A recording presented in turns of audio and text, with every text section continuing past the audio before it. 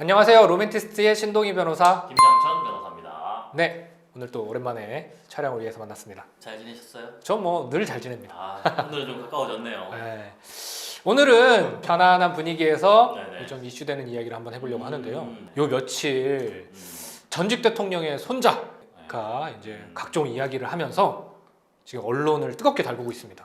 자신 스스로의 죄뿐만이 아니라 가족들, 지인들의 죄까지 이제 밝히시면서 검은 돈이 많이 있다 이 부분에 대해서 꼭 밝혔으면 한다라고 이제 진행하고 있죠. 그 가족들에 대한 이야기들은 가족분들께서 해결하실 문제고 또 이제 국가가 나서서 또 해결할 문제인데 그렇죠. 거기서 이제 궁금한 점이 하나 생기더라고요. 네네네. 이 분께서 이제 가족 외에 자기 지인들이 뭐 마약을 했다, 뭐 그렇죠. 범죄에 가담했다 이런 것들을 이제 폭로를 했단 말이죠. 그렇죠. 그러니까 우리가 쉽게 말하면 남 얘기를 하면 떠오르는 이슈가 딱 하나 있잖아요. 명예훼손이죠. 그렇죠. 이제 명예훼손이 될 것인가에 대해서 궁금해하시는 분들이 많아요. 이거 뭐 범죄를 밝히는데 왜 명예훼손이야? 이거는 뭐 잘하는 일 아니야? 라고 생각할 수 있는데 물론 이 부분에 대해서 죄가 되느냐 안 되느냐는 판단을 해봐야 하겠지만 일단 명예훼손이 어느 경우에 처벌을 받는지 우리나라의 경우에는 허위 사실을 적시하는 것뿐만이 아니고 진실한 사실을 적시해도 우선은 명예훼손죄에 해당합니다. 그래서 그것이 사실이라 하더라도 특별히 공익성이 없다고 판단이 되면 처벌받는 거죠. 자, 여기서 우리가 명예훼손은 어느 경우에 처벌을 받고 어떤 경우에는 처벌을 받지 않는지를 한번 정리해보고 가면 좋을 것 같아요. 남 얘기를 했다.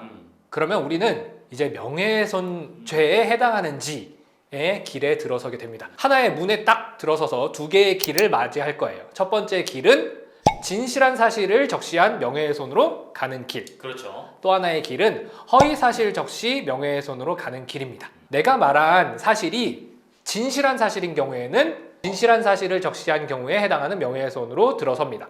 그러면 길은 또 두 갈래로 나뉘어요. 그렇죠. 그 사실을 적시하는 것이 공익에 부합하는가 아니면 공익에 부합하지 않는가. 단순히 나의 비방의 목적으로 아니 나의 감정의 목적으로 이제 표출하는가에 따라 달라지는 거죠. 자, 여기서 공익성이 인정되는 길로 들어서면 마지막 종착점은 무죄입니다. 무죄죠. 위법성이 조각된다고 합니다. 그런데 공익성이 인정되지 않는 길로 들어서면 종착점은 유죄가 되는 것입니다. 자, 그리고 아까 허위사실 적시 명예훼손에 해당하는 경우에는 허위사실 적시 명예훼손의 길로 들어선다고 말씀드렸죠. 이 길에 들어서는 순간 결국 유죄의 길로 가는 것입니다. 이렇게 정리하면 명예훼손은 굉장히 간단해요. 다만 하나의 특별한 샛길이 있습니다. 진실한 사실 적시가 아니고 허위사실일지라도 나는 진실한 사실이라고 믿었다. 그리고 그 믿은 것에 정당한 이유가 있어. 그러니까 내가 이걸 정보를 취합하고 남한테 들었고 이거 믿을 만한 사실이 확실해. 그래서 나는 진실한 사실이라고 믿고 적시를 했어. 라고 하면 그럴 만한 사정이 있구나가 인정되었을 때 진실한 사실 적시 명예훼손으로 갈 수 있는 샛길이 인정되는 거죠. 진실한 사실 적시 명예훼손으로 가면 또다시 공익성이 판단을 받을 수 있는 것이죠. 그렇죠. 그래서 공익성이 인정된다면 무죄로 갈 수 있는 겁니다. 자, 그러면 이거를 이번 사안에 네네네. 적시를 해본다면 그 손자가 지인들의 범죄, 뭐 마약 범죄가 있다라고 폭로를 했어요. 근데 진짜로 마약을 했어. 그러면 진실한 사실 적시 명예훼손의 길로 들어서겠죠? 그런 다음에 그 폭로가 공익에 부합한다라고 하면 무죄가 될 것이고 공익에 부합하지 않는다는 판단을 받으면 유죄의 길로 가겠죠. 이제 수사를 해봤더니 마약을 안 했어. 그러면 결국에는 허위사실을 적시한 거잖아요. 그렇죠. 허위사실 적시 명예훼손으로 가느냐 아니면 샛길을 타고 진실한 사실 적시 명예훼손으로 가느냐는 이 사람이 왜 마약을 했다고 생각하게 되었는가를 판단하게 되는 거겠죠. 지금 뭐 폭로한 걸 볼 때는 구체적인 정황이나 아마 증거들이 있을 거예요. 그런 것들을 보면 이 손자 입장에서는 마약을 했을 것이다 라고 충분히 오인할 만하죠. 만약에 허위사실일지라도 허위사실 적시에서 정당한 이유가 인정되니까 진실한 사실 적시 명예훼손으로 가고 공공이익이 인정되니까 무죄로 가는 겁니다. 네, 이렇게 판단을 받을 수 있겠죠. 아주 쉬운 예로 우리가 너무 무거운 주제일 수 있으니까 네네네. 편안하게 한번 재밌는 예를 한번 들어볼게요. 제가 이제 김 변호사님하고 같은 사무실에서 지금 근무를 하고 있습니다. 그렇죠. 근데 어느 날 이거 예시입니다. 그냥 예예요. 진짜 그렇지 않습니다. 김 변호사님이 방에서 자꾸 하얀 가루를 막 먹어요. 내가 그래서 이상하게 생각한 거예요. 김 변호사가 하얀 가루를 왜 자꾸 먹지?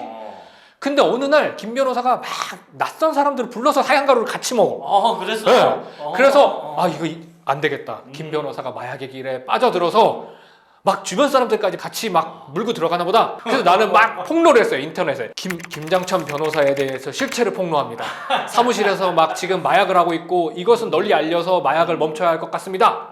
했는데 알고 봤더니 김 변호사가 설탕 동호회 사람들하고 막 모여서 설탕을 먹고 있었던 거예요. 그럼 나는 허위사실 적시를 한 거죠. 명예훼손에 해당할 수 있는데 나는 진짜 마약한다고 생각했어. 그랬던 거잖아요. 그러니까 나는 그러면 진실한 사실 적시 명예훼손의 길로 갈 수 있느냐? 이거는 내가 이 김 변호사가 마약을 한다고 믿을 만한 정당한 사유가 있었느냐를 판단하는 거예요. 그렇죠. 근데 막 모여서 하얀 가루 막 하고 있으면 나는 마약한다고 생각할 수도 있는 거잖아.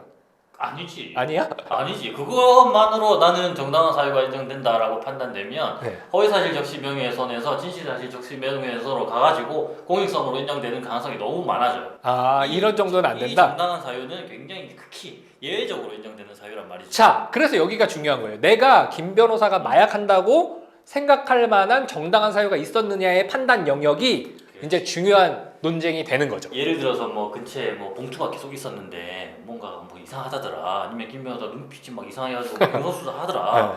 뭐 그 여러 가지 정도. 여타의 다른 증거들하고 방금 봤던 그 목격 부분이 함께 합쳐져야지 이 정도면 예외적으로 정당한 사유를 인정할 수 있겠구나 라고 해서 진실사실적 시명예훼손으로 올라갈 갈 수 있죠. 이 정도로 이해하시면 될 것 같고요. 아마도 이후에 이런 판단을 거쳐서 만약에 명예훼손으로 고소가 이루어진다면 이제 결론이 나지 않을까 싶네요.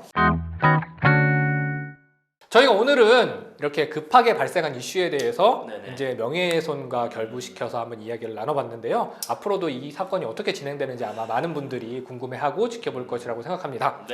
다음번에도 또 어떤 이슈가 발생하는지 한번 저희도 지켜볼 필요가 있겠네요. 오늘은 여기까지 말씀 나누겠습니다. 감사합니다. 감사합니다.